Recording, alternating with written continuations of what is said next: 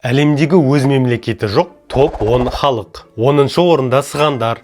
Бұл бүкіл әлемге кең таралған, бірақ өзінің мемлекеті жоқ, ерекше тілі мен мәдениеті бар халық. Олардың саны 2 миллионға жуық, бірақ олар бүкіл Еуропада, Азияда және 2 Америкада да өмір сүреді. 9-шы орында татарлар. Ресейдегі орыстардан кейін екінші ең ірі халық. Олардың саны 6 миллионға жуық, және олар негізінен Еділ бойында қоныстанған. Өз мемлекеттері жоқ, бірақ Татарстан Республикасы бар. 8-ші орында Кечуа халқы. Бұл бүгінде Америкадағы ең ірі сақталған халық. Инктердің ұрпақтары. Олардың саны 10 миллионнан асады. Негізінен Перу, Боливия және Аргентинада тұрады. 7-ші орын каталондар. Еуропадағы ең ірі мемлекеті жоқ халық. Олардың саны 8 миллионнан асады. Негізінен Испаниядағы Каталонияда тұрады және каталон тілінде сөйлейді. Тіпті тәуелсіздік жөнінде референдумдар өткізген, бірақ әзірге тәуелсіздігі берілмеген. 6-шы орында тибеттіктер. Саны 5 миллионнан асады.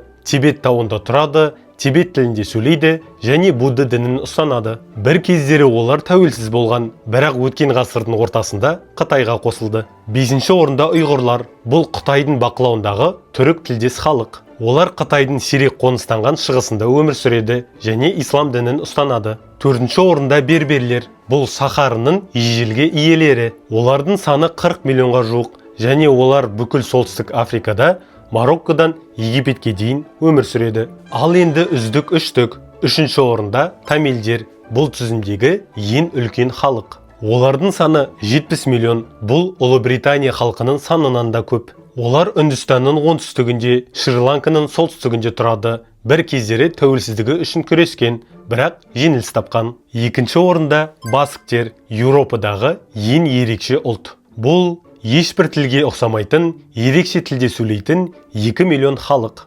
Оларда баск елі деген бар, бірақ бұл жай ғана Испанияның солтүстігіндегі олардың аймағы. Айтпақшы, менің есімім Нұрмұхан. Әлемдегі қызықты деректерді білу үшін маған жазыла кетіңіздер. Және 1-ші орын. Әлемдегі ең танымал мемлекеті жоқ халық күрдтер. Олар Иракта, Иранда, Түркияда және Сирияда өмір сүреді. Олардың саны 45 миллион. Олардың өз тілі, өз мәдениеті, тіпті өз әскерлері бар. Бірақ аймақтағы қақтығыстарға байланысты олардың тәуелсіздігі әрдайым қауіпте.